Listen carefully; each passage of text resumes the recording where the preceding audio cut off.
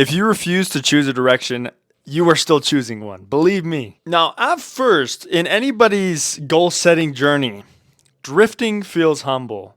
You know, like when you're kind of like, I'm just going to see where life takes me kind of vibe, right? That feels pretty humble. It feels pretty good. In fact, I'd go as far as say it feels patient. It feels spiritual. Okay. It feels awfully spiritual.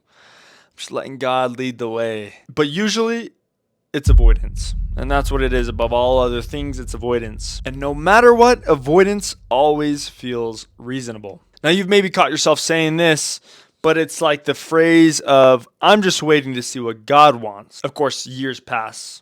Nothing changes. You call it faith, I call it fear. And that's the thing, like when we have this idea, this dream, but then we wait and we say, well, I need a little bit of money first so I can have the camera to film. Or I need, we can get caught up doing all of these different things. I need the money, I need the money, I need the money. Or I need God to tell me what to do. I need to wait for God's direction. And yeah, sure, God's information is always right. It's always going to lead you to great places. But so often what we forget about is that the Bible also teaches that through the character of God, it takes a little bit of action before faith can start producing fruit. And so when we wait and we say, I'm just gonna do this until this. I'm gonna do A until B comes into fruition. Waiting never does anything good.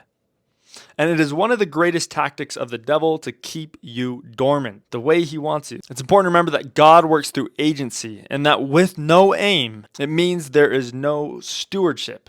Stewardship for what? Stewardship for the authority that God's given you, for the body, this body that he's given us, the ability to choose, right? We have no stewardship over our own agency. And that's a really sad fact. See, the truth is, great miracles happen when we start making serious sacrifices, when we start putting in the work. Discipline has never been loud. It's never been aggressive. It's never been forceful. Never. It's simply just choosing a direction before you even feel ready. And that so often is like the greatest key to success. It's the phrase of, I know what I want in my life. I know what I want to achieve, but I have no idea how to get there and I don't feel ready.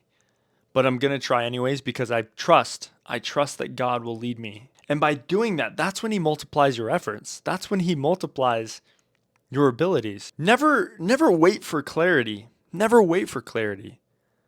Go before you have the clarity and things will become clear. Clarity follows obedience, not the other way around. It takes doing before something can actually happen. I like to think of life, and just spirituality, faith as a whole, as a giant machine of multiplication.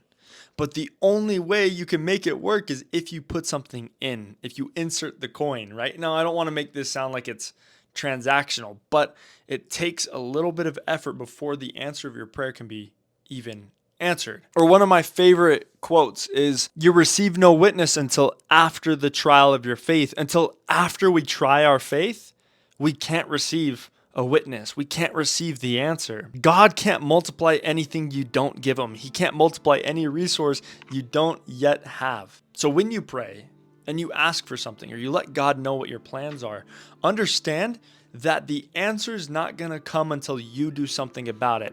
God's not going to simply hand it over just because, he's passed the test. He simply asked, right? Asking is very important. Ask and you shall receive. Knock and it shall be opened unto you. But if we ask without the fire in our bellies, if we do things with a dream that never leaves the dream world, never leaves sleep, then nothing happens. And I want you guys to remember that. My name is Gabriel Bowman. Thank you guys so much for watching this video. Hope it was clarifying. I hope it gave you guys some insight into what you can do to achieve your dreams here in 2026.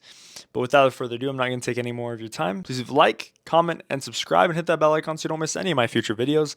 I'm going to be posting 3 a week for a couple weeks, and you are not going to want to miss it. Anyways, I'll see you in the next video. Bye.